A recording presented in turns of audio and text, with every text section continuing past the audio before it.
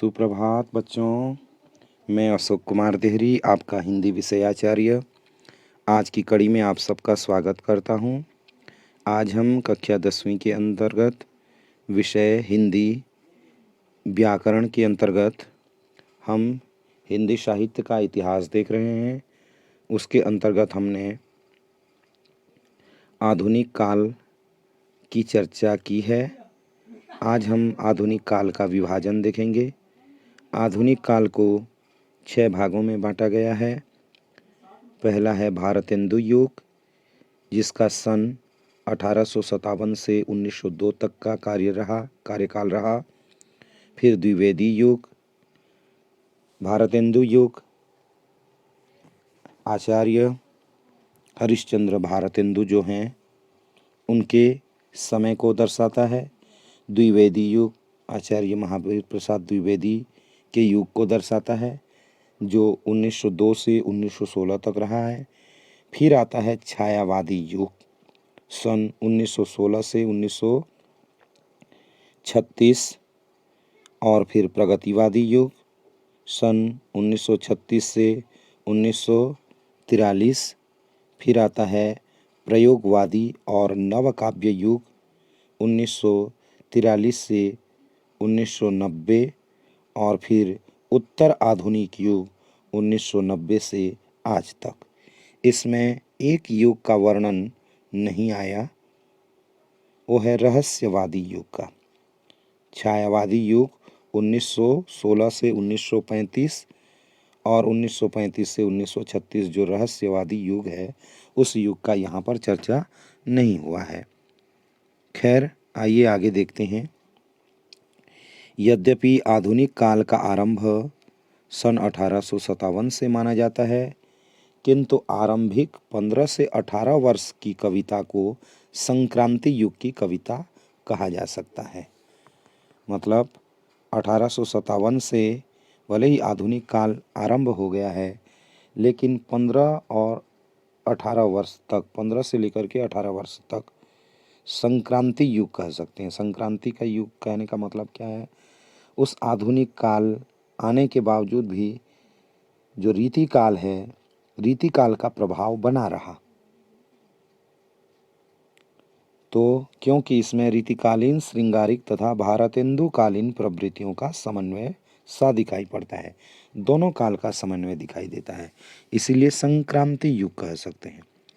भारतेंदु युग, भारतेंदु हरिश्चंद्र 1855 से 1885 को हिंदी साहित्य के आधुनिक युग का प्रतिनिधित्व माना जाता है। भारतेंदु युग ने हिंदी कविता को रीतिकाल के श्रृंगारपूर्ण, रीतिकाल में कैसी रचनाएं होती थी? तो श्रृंगारपूर्ण रचनाएं होती थी, और राज आश्रय के वातावरण से निकालकर, राज आश्रय मतलब कवि जो थे वो राजा के दरबार में रहते थे, राज्याश्रय में रहते थे। तो कविता जो है राज्याश्रय से निकलकर, और उसका विषय क्या होता था? तो उस समय राजा महाराजा होते थे। विषय में भी परिवर्तन, राष्ट्र प्रेम, समाज सुधार आदि की स्वस्थ भावनाओं से ओतप्रोत कर उसे सामान्य जन से जोड़ दिया। कौन?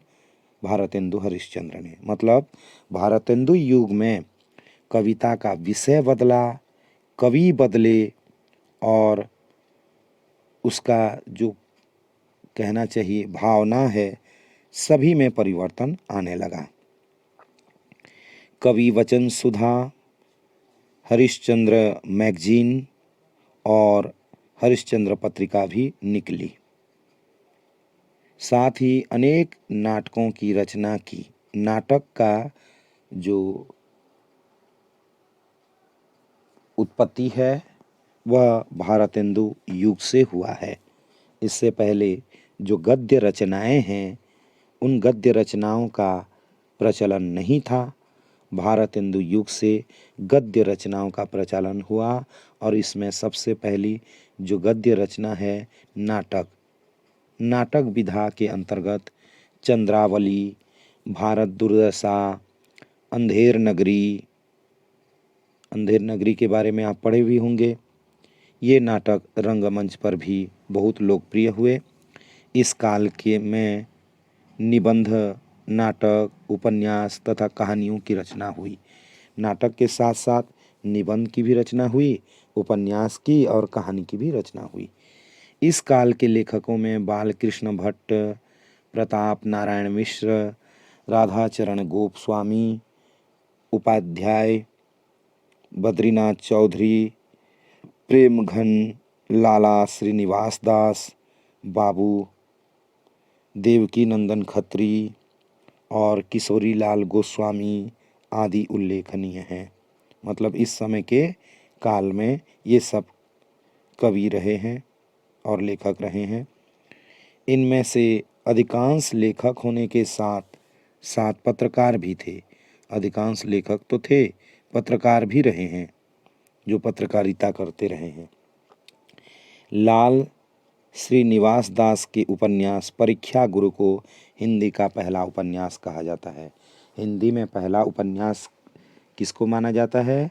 तो लाला श्रीनिवास दास के द्वारा रचित उपन्यास परीक्षा गुरु को हिंदी का पहला उपन्यास माना जाता है। कुछ विद्वान श्रद्धा राम फुल्लौरी के उपन्यास भाग्यवती को हिंदी का पहला उपन्यास मानते हैं।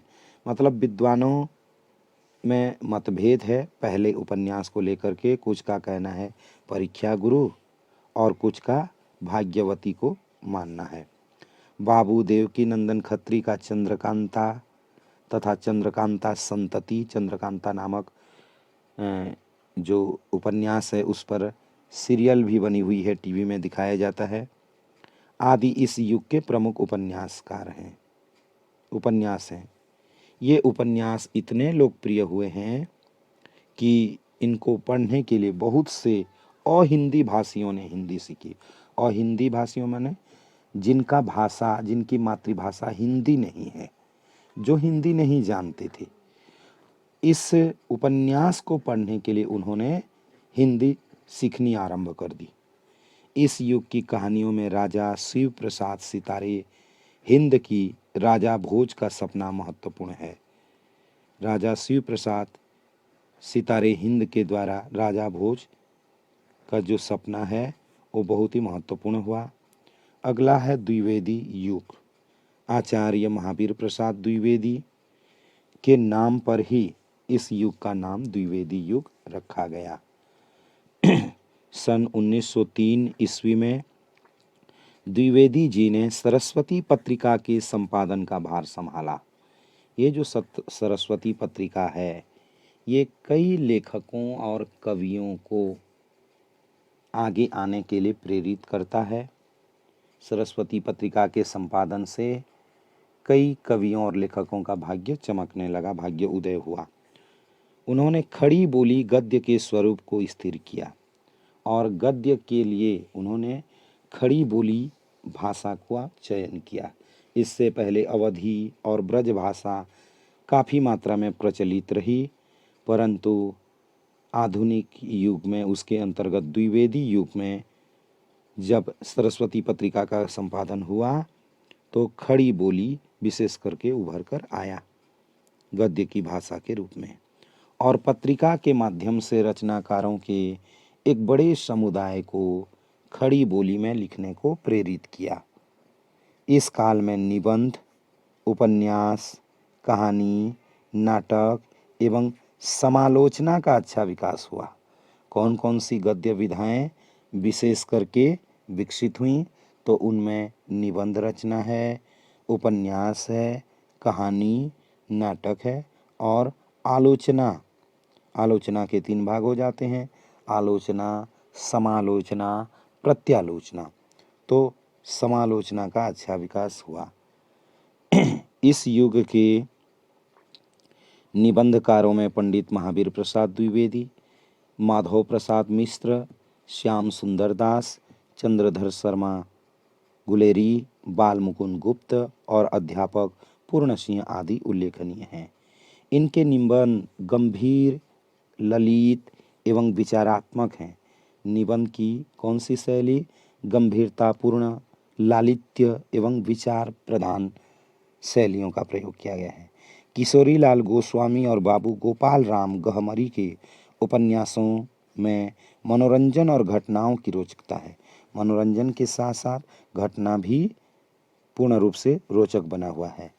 हिंदी कहानी का वास्तविक विकास द्विवेदी युग से ही शुरू हुआ है। हिंदी कहानी का वास्तविक विकास कब हुआ? तो द्विवेदी युग में। किशोरीलाल गोस्वामी की इंदुमती कहानी को कुछ विद्वान हिंदी की पहली कहानी मानते हैं। जैसे पहला उपन्यास परीक्षा गुरु को माना जाता है। श्री लाला श्रीनिवास दास की रचना परीक्षा गुरु जैसे उपन्यास का पहला है रचना है। तो उसी प्रकार कहानी की जो पहली रचना है इंदुमती, जिसको किशोरीलाल गोस्वामी ने लिखा है। अन्य कहानियों में बंग महिला की दुलाई वाली, शुक्ल जी की 11 वर्ष का समय, प्रसाद जयशंकर प्रसाद जी की ग्राम और चंद्रधर शर्मा गुलेरी की उसने कहा था महत्वपूर्ण है। मतलब इस काल में ये रचनाएं बहुत ज़्यादा ख्याति को प्राप्त किए। समालोचना के क्षेत्र में पद्म सिंह शर्मा उल्लेखनीय हैं। हरिओंत, शिवानंदन सहाय तथा राय देवी प्रसाद पूर्ण द्वारा कुछ नाटक भी लिखे गए हैं। आज के लिए इतना ही। अगली कड़ी में हम छायावादी युग पर चर्चा करेंगे। यदि आपको अच्छा लगा हो तो प्लीज़ लाइक ज़रूर करें।